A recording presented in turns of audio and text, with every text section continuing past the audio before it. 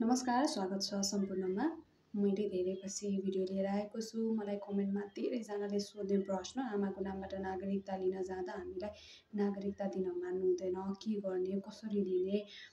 मेरो शैक्षिक प्रमाणपत्रमा बाबुको नाम उल्लेख गरेको छ, तर मेरो बाबुको भनेर मलाई पनि थाहा नै छैन। सो मैले अब कसरी नागरिकता प्राप्त गर्ने, नागरिकताको लागि के गर्ने भन्ने प्रश्न गर्नुहुन्थ्यो। कतिजना बाबुको पहिचान हुन नसकेको भनेर वडामा जाँदा पनि हामीलाई चाहिँ वडाले विभिन्न कारणहरू देखाएर नागरिकता दिएको छैन भनेर प्रश्न गर्नुहुन्थ्यो। सो उहाँहरूको प्रश्नको उत्तरमा मैले सधैँ तपाईँहरूलाई दफा 3 को उपदफा 5 को प्रावधान भन्ने गर्थेँ। सो उक्त प्रावधानमा के भनिएको छ भन्दाखेरि नेपालको नागरिक आमाबाट नेपालमा नै जन्म भएको र बाबुको पहिचान हुन नसकेको व्यक्तिले वंशजको आधारमा नेपालको नागरिकता प्राप्त गर्नेछ। सो उक्त प्रावधानमा टेकेर जाँदा पनि धेरैजनाले नागरिकता पाइराख्नु भएको थिएन। तर सबैजनालाई खुसीको खबर रहेको छ कि नेपालको नागरिकता ऐन 2064मा संशोधन भएको छ।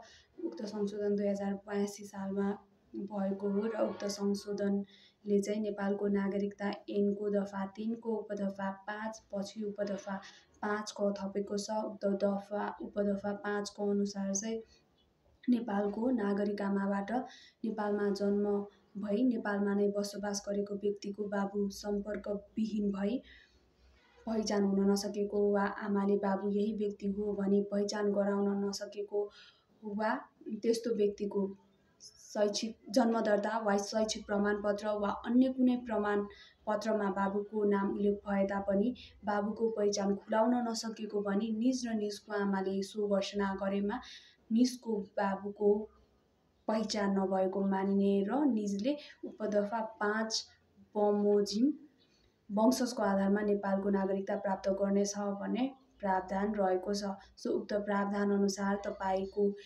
नेपाली नागरिक आमाबाट जन्म भएको र तपाईँ नेपालमै बसोबास गर्दै हुनुहुन्छ र तपाईँको बाबुको चाहिँ सम्पर्कविहीन भई पहिचान हुन नसकेको वा आमाले चाहिँ बाबु यही हो भनी पहिचान गराउन नसकेको वा तपाईँको जन्मदर्ता वा शैक्षिक प्रमाणपत्र वा अन्य कुनै प्रमाणपत्रमा बाबुको नाम उल्लेख भए तापनि बाबुको पहिचान खुलाउन नसकेको भने तपाईँ र तपाईँको आमाले सो घोषणा गर्नुहुन्छ भने तपाईँले नेपालको कानुनअनुसार वंशजको नागरिकता प्राप्त गर्न सक्नुहुन्छ भन्ने प्रावधान थपिएको छ।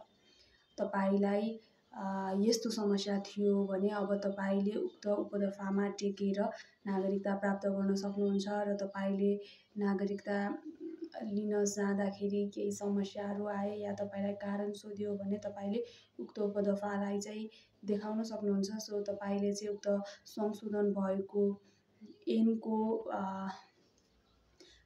प्रतिलिपि लिएर जान पनि सक्नुहुन्छ। यहाँ यस्तो व्यवस्था छ भनेर तपाईँले त्यहाँ देखाउन पनि सक्नुहुन्छ, होइन, डाउनलोड गरेर लिएर जान पनि सक्नुहुन्छ। या बजारमा आएको रहेछ भने उक्त ऐन खरिद गरेर पनि लान सक्नुहुन्छ। सो यस्तो विभिन्न कारणवश तपाईँलाई तपाईँको नागरिकता प्राप्त गर्ने हक हनन भइरहेको छ भने तपाईँले आवाज उठाउन सक्नुहुन्छ, होइन। सो विभिन्न कारणबाट नागरिकता प्राप्त गर्न सक्नुहुन्छ। कानुन बमोजिम नागरिकता प्राप्त गर्ने अधिकार तपाईँको हो र तपाईँको अधिकार सुनिश्चित हुनुपर्छ भनेर मैले यो भिडियो बनाएको छु। र तपाईँलाई केही समस्याहरू छन् भने तपाईँले मलाई कमेन्ट मार्फत सोध्न सक्नुहुन्छ र तपाईँहरूको समस्याको हल लिएर म फेरि अर्को भिडियोमा उपस्थित हुनेछु। अन्तिमसम्म मेरो भिडियो हेर्नु भएकोमा सम्पूर्णमा धेरै धेरै धन्यवाद।